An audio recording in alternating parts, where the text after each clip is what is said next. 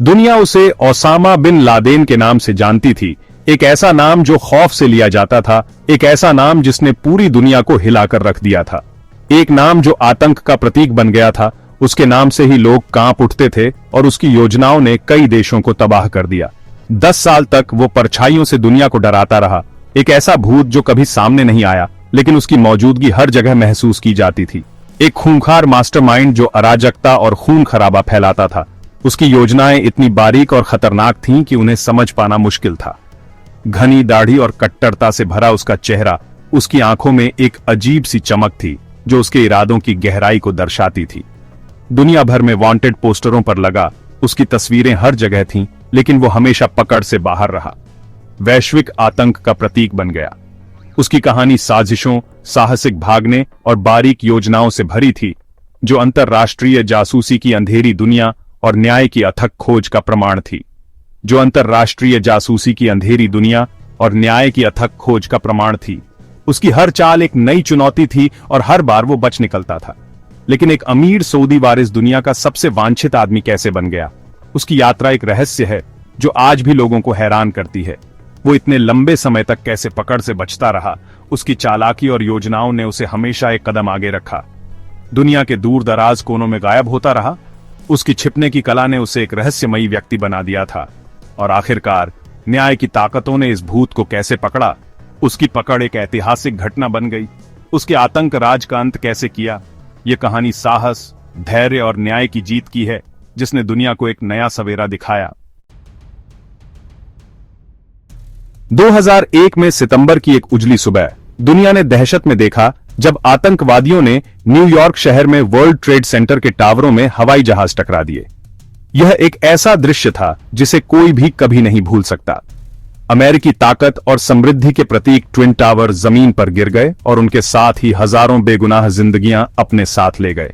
लोग धूल और मलबे में लिपटे हुए भाग रहे थे और फायर फाइटर्स और बचावकर्मी ग्राउंड जीरो पर अपनी जान की बाजी लगा रहे थे। पेंटागन और पेंसिल्वेनिया में हुए हमलों के साथ इस बर्बरता ने दुनिया को हिलाकर रख दिया। हर जगह लोग सदमे और भय में थे। समाचार चैनलों पर लगातार इस हमले की खबरें चल रही थीं। हमलों के बाद अमेरिका ने आतंक के खिलाफ एक वैश्विक युद्ध छेड़ दिया।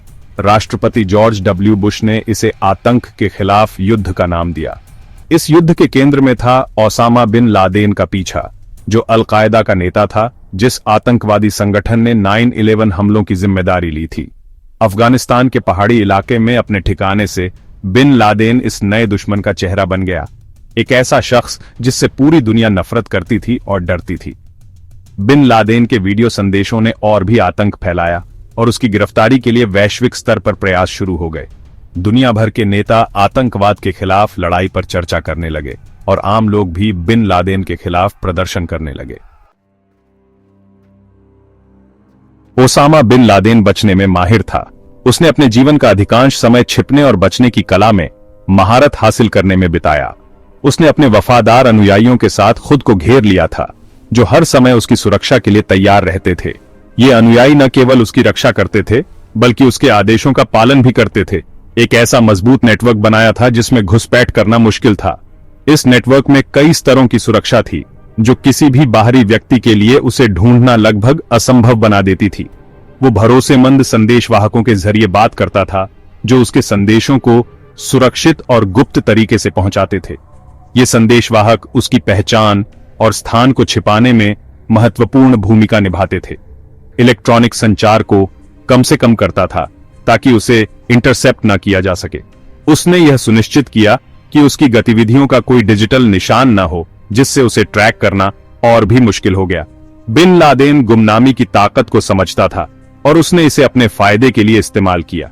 वह जानता था कि जितना कम लोग उसके बारे में जानेंगे, उतना ही सुरक्षित रहेगा। एक सुरक्षित घर से दूसरे में जाता रहता था, जिससे उसकी पहचान और स्थान का पता लगाना और भी मुश्किल हो जाता था। ये सुरक्षित घर अक्सर उसके अनुयायियों द्वारा संचालित होते थे, अक्सर दूर दराज और दुर्गम इलाकों में। ये इलाके न केवल दुर्गम थे, बल्कि वहां की भौगोलिक स्थिति भी उसे छिपने में मदद करती थी। उसने अफगानिस्तान और पाकिस्तान के ऊबड़ खाबड़ इलाके के अपने ज्ञान का इस्तेमाल अपने फायदे के लिए किया, जिससे वह आसानी से इन इलाकों में छिप सकता था। पहाड़ों में गायब हो जाता था, जहां सरकार का कोई जोर नहीं चलता था। इन पहाड़ी इलाकों में छिपकर वह सरकारी बलों से बच निकलता था। अपने परिवार के निर्माण साम्राज्य के जरिए जमा की गई उसकी दौलत ने उसके आने जाने का खर्च उठाया। इस दौलत का इस्तेमाल उसने अपने नेटवर्क को मजबूत करने और अपनी सुरक्षा सुनिश्चित करने के लिए किया, और उसे उन लोगों की चुप्पी और वफादारी खरीदने की इजाजत दी जिन्होंने उसे पनाह दी थी। इस तरह उसने अपने चारों ओर एक ऐसा सुरक्षा घेरा बना लिया था जिसे तोड़ना लगभग असंभव था। सेंट्रल इंटेलिजेंस एजेंसी या CIA को बिन लादेन को ट्रैक करने में एक अभूतपूर्व चुनौती का सामना करना पड़ा। उन्होंने अपने सबसे कुशल एजेंट, विश्लेषक और तकनीक तैनात की ताकि खुफिया जानकारी इकट्ठा की जा सके और हर सुराग का, चाहे कितना भी छोटा क्यों न हो, पीछा किया जा सके। CIA जानती थी कि खुफिया जानकारी इकट्ठा करने के पारंपरिक तरीके पर्याप्त नहीं होंगे। उन्होंने अत्याधुनिक तकनीक का रुख किया, सैटेलाइट इमेजरी, सिग्नल इंटरसेप्ट और ड्रोन सर्विलांस का इस्तेमाल करके अल-कायदा के संदिग्ध ठिकानों पर नजर रखी। यह एक श्रमसाध्य और अक्सर निराशाजनक प्रक्रिया थी, जिसमें उनके रास्ते में कई बार असफलताएं और झूठे सुराग मिले। शुरुआती खुफिया जानकारी ने सुझाव दिया कि बिन लादेन पूर्वी अफगानिस्तान में तौरा बोरा गुफा परिसर में छिपा हुआ था। पहाड़ों में बनी गुफाओं का यह नेटवर्क एकदम सही पनाहगाह प्रदान करता था, जो प्राकृतिक सुरक्षा और कई भागने के रास्ते प्रदान करता था।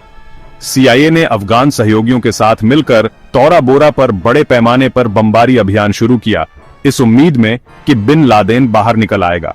हालांकि ऊबड़ खाबड़ इलाके और सुरंगों के व्यापक नेटवर्क ने बिन लादेन और उसके अनुयायियों को भागने, जाल से फिसलने और अफगान पाकिस्तान सीमा क्षेत्र की विशालता में गायब होने की अनुमति दी।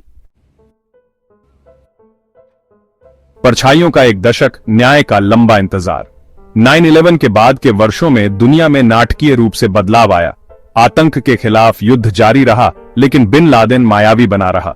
वो कभी कभी वीडियो जारी करता, पश्चिम को ताना मारता और जिहाद के प्रति अपनी प्रतिबद्धता की पुष्टि करता।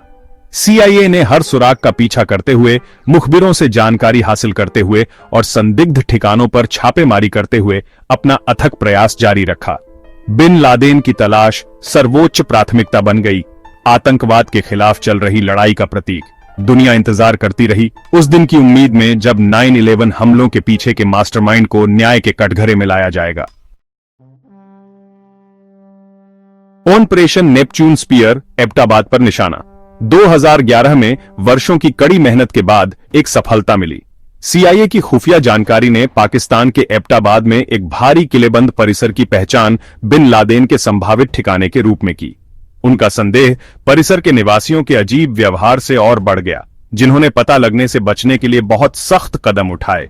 CIA ने परिसर की बारीकी से निगरानी की, इसके निवासियों की पहेली को जोड़कर। उन्होंने अत्याधुनिक तकनीक और पारंपरिक खुफिया जानकारी इकट्ठा करने के तरीकों का इस्तेमाल किया। ध्यानपूर्वक एक मामला बनाया कि दुनिया का सबसे वांछित आदमी पाकिस्तानी सैन्य अकादमी से कुछ ही दूरी पर सबके सामने छिपा हुआ था। न्याय हुआ। दुनिया की प्रतिक्रिया। 2 मई 2011 को अमेरिकी नौसेना के सील्स की एक टीम ने ऑपरेशन नेपच्यून स्पीयर नामक एक साहसिक रात के छापे में एबटाबाद में परिसर पर धावा बोल दिया।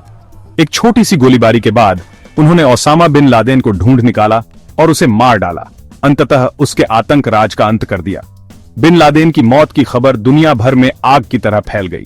लोग सड़कों पर उतर आए, डर और अनिश्चितता से भरे एक युग के अंत का जश्न मनाया। जबकि आतंक के खिलाफ युद्ध जारी रहा, बिन लादेन की मौत एक महत्वपूर्ण जीत थी, खुफिया एजेंसियों के अथक प्रयासों और अंतर्राष्ट्रीय समुदाय के संकल्प का प्रमाण। परछाइयों से सबक, डर की विरासत और उसका अंत। ओसामा बिन लादेन की कहानी आतंकवाद के विनाशकारी प्रभाव और इसका मुकाबला करने में वैश्विक सहयोग के महत्व की एक कठोर याद दिलाती है। यह खुफिया जानकारी इकट्ठा करने की जटिलताओं और परछाइयों और गोपनीयता से परिभाषित होती दुनिया में न्याय का पीछा करने की चुनौतियों पर प्रकाश डालती है। बिन लादेन की मौत एक महत्वपूर्ण जीत होते हुए भी अतीत के दर्द को मिटा नहीं पाई। हालांकि यह एक शक्तिशाली प्रतीक के रूप में कार्य करता है कि सबसे मायावी दुश्मनों को भी न्याय के कटघरे में लाया जा सकता है। 9/11 की घटनाओं से हमेशा के लिए जख्मी हुई दुनिया उस दिन की विरासत से जूझ रही है, आतंक की छाया से मुक्त भविष्य बनाने का प्रयास कर रही है।